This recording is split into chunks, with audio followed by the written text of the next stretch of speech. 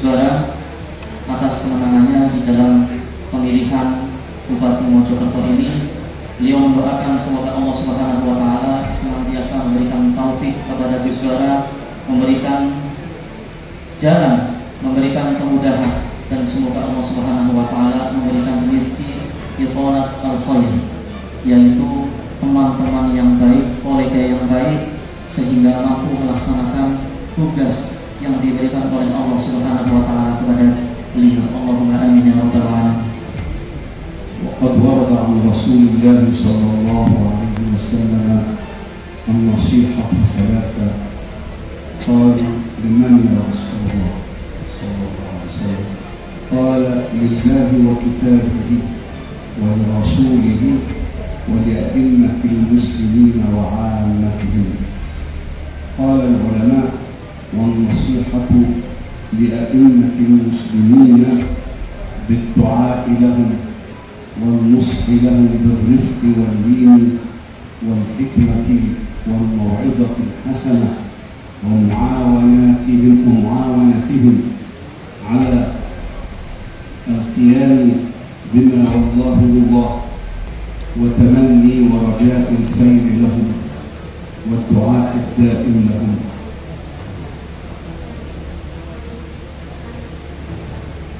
Beliau menyampaikan bahwasanya di dalam hadis baginda Muhammad SAW bahwasanya nasihat itu ada tiga. Yang pertama adalah nasihat untuk Allah Subhanahu wa taala. Kemudian yang kedua adalah untuk baginda Muhammad SAW. Kemudian yang ketiga adalah untuk para pemimpin umat baginda Muhammad SAW. Kemudian dan juga untuk masyarakat ataupun untuk umat baginda Muhammad SAW secara umum. Beliau menyampaikan bahwasanya nasihat kepada para pemimpin umat baginda Muhammad SAW adalah dengan mendoakan kebaikan terhadap mereka, kebaikan untuk mereka, memberikan nasihat dengan cara yang baik, kemudian memberikan bantuan kepada mereka, bekerjasama di dalam mewujudkan kemaslahatan umat baginda Muhammad SAW, dan juga selalu berharap kebaikan itu Allah berikan kepada mereka. وتولي الأمور العامة من السياسة الشرعية وسياسة الخلق هي أعلى درجات العلم، فهي من الحكمة. سياسة الخلق من الحكمة، فالحكمة هي في تدبير الممالك، في تدبير أمور الناس، والحكمة كما قالوا هي إحكام وضع الشيء في موضعه، فهي أعلى من العلم، فهي إحكام للعلم.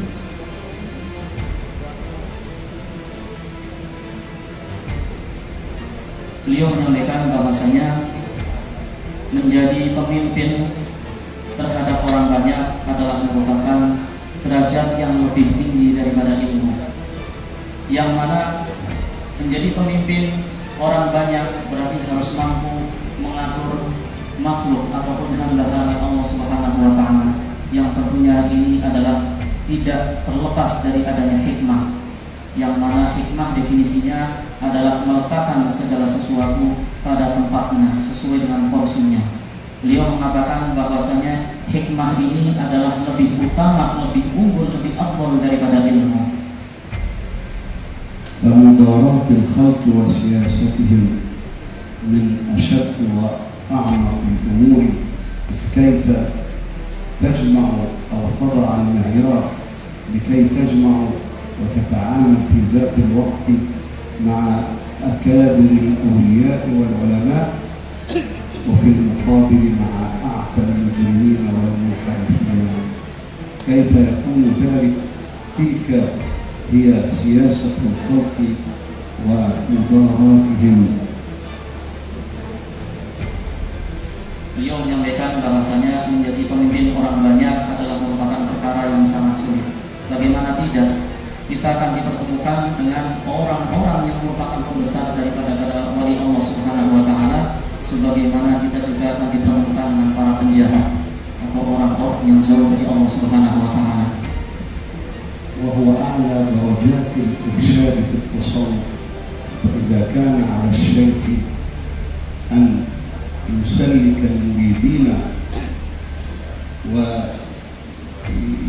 ويربيهم، فعلى المسؤول أن يسلك قومه ومن يقع تحت سلطانه أو ولايته.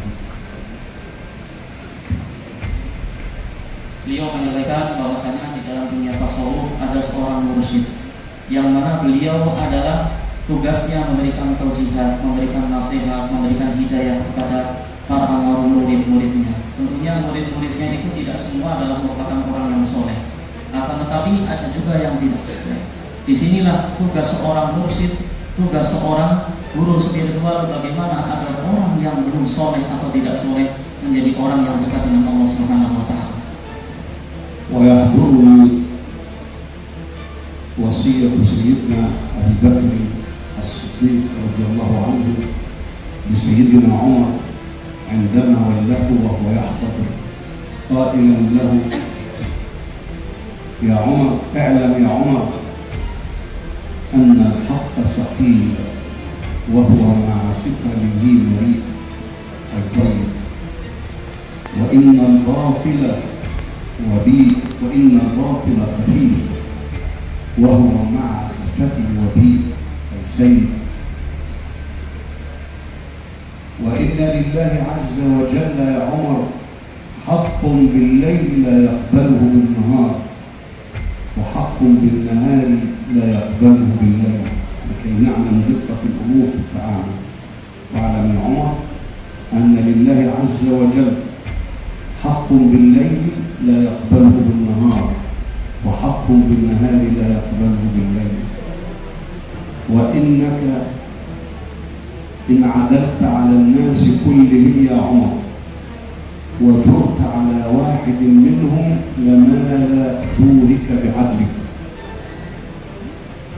وإنك إن حفظت وصيتي هذه يا عمر لم يكن شيء أحب إليك من الموت وهو مدركك،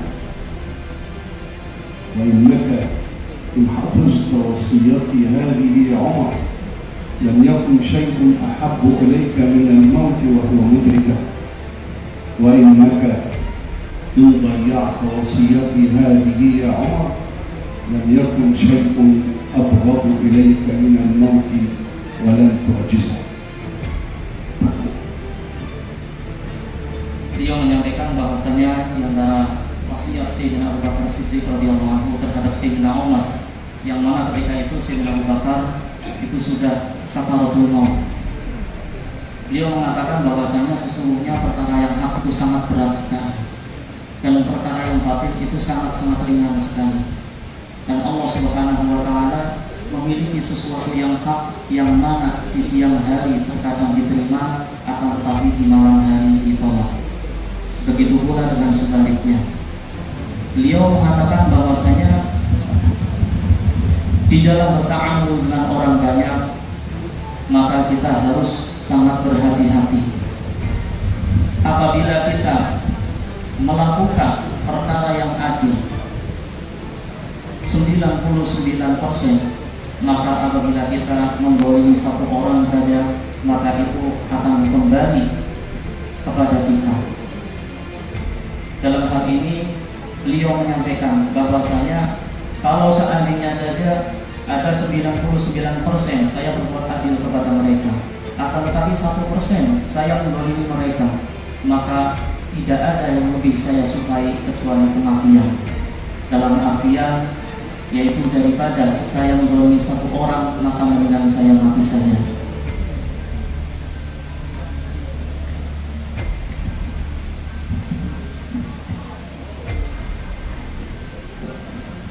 ويحضرني أخيرا وصية الشيخ محمد زكي إبراهيم إلى إحدى الوزيرات عندما تقلدت هذا المنصب، وجاءت تشكو للشيخ أن مقتضيات المنصب قد شغلها عن القيام بأورادها وأذكارها، إذ كانت تلميذة للشيخ منذ أن كانت شابة فتية، فقال لها: يا سيدتي، ليس عليك إلا أن تنوي عند النزول من بيتك كل صباح أن يكون عملك هذا لله تعالى، فسيكون ذلك ترقية لك في الطريق وثوابا لك عند الله تعالى تترقين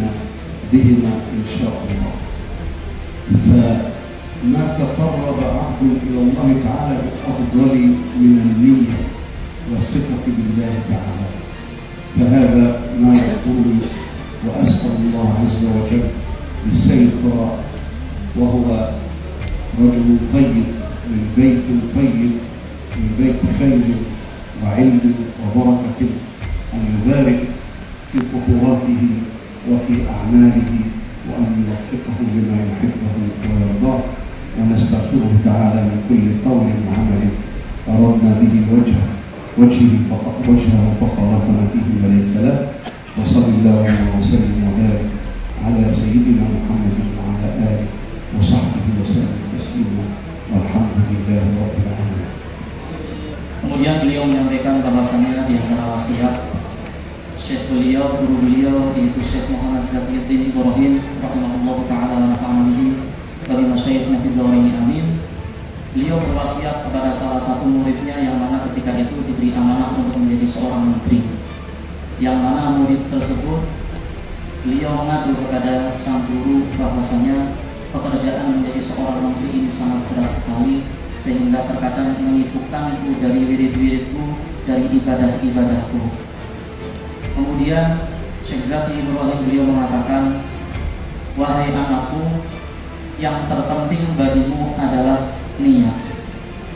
Segala amal pekerjaan yang telah Allah limpahkan kepada dirimu, maka niatkanlah semua itu karena Allah Subhanahu wa ta'ala, maka kamu akan mendapatkan dua hal.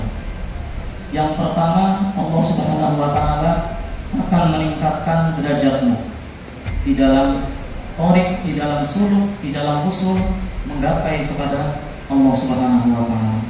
Yang kedua, kamu akan mendapatkan pahala yang sangat besar di sisi Allah Subhanahu wa ta'ala.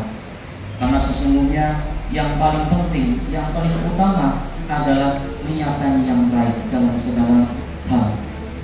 Kemudian beliau menyampaikan bahwasanya sekali lagi saya memberikan tahniah, saya memberikan selamat kepada Gus Bara. Saya bersaksi beliau adalah merupakan orang yang baik, yang tumbuh dari keluarga yang baik. Semoga Allah Subhanahu wa ta'ala senantiasa memberkahi segala langkah Gus Bara, senantiasa memberikan apa yang menjadi ridho Allah Subhanahu wa ta'ala. Wallahu ta'ala a'lam. Bismillahirrahmanirrahim. Allahumma salli ala sayyidina Muhammad طب القلوب ودوائها وعافية الأبدان وشفائها ونور الأبصار وضيائها وعلى آله وصحبه وسلم. اللهم إنا نسألك العفو والعافية في الدين والدنيا والآخرة. اللهم أحسن عاقبتنا في الأمور كلها وأجرنا من خزي الدنيا وعذاب الآخرة. اللهم إنا نسألك رضاك والجنة وما قرب إليها من قول وعمل، ونعوذ بك من سخطك ومن النار وما قرب إليها من قول وعمل، ونسألك الخير كله ونعوذ بك من الشر كله. اللهم وفق الدكتور محمد البراء وأعنه على القيام بأمته ووفقه فيها يا رب العالمين. اللهم اجعل جمعنا هذا جمعا مرحوما، واجعل تفرقنا من بعده تفرقا معصوما، ولا تجعل فينا ولا معنا ولا بيننا شقيا ولا محروما. اللهم انا نسالك علما نافعا وقلبا خاشعا، ونعوذ بك من علم لا ينفع وقلب لا يخشع ونفس لا تشبع ومن دعوة لا يستجاب له. اللهم برحمتك عمنا واكفنا شر ما أهمنا، وعلى الإيمان الكامل والكتاب والسنة توفنا، أنت راض عنا يا كريم. اللهم اغفر لنا وارحمنا ولوالدينا ولمشايخنا ولإخواننا في الله تعالى أحياء وأمواتا ولكل المسلمين أجمعين. اللهم اجعلنا تحت ظل عرشك يا رب وفي دار كرامتك يا كريم. اللهم اجعلنا إخوة متحابين في الله، متجانسين متزاورين متبادلين في الله. ربنا اغفر لنا ولإخواننا الذين سبقونا بالإيمان، ولا تجعل في قلوبنا غلا للذين آمنوا، ربنا إنك رؤوف رحيم. وصلى الله على سيدنا محمد وعلى آله وصحبه أجمعين، وسلام على المرسلين، والحمد لله رب العالمين.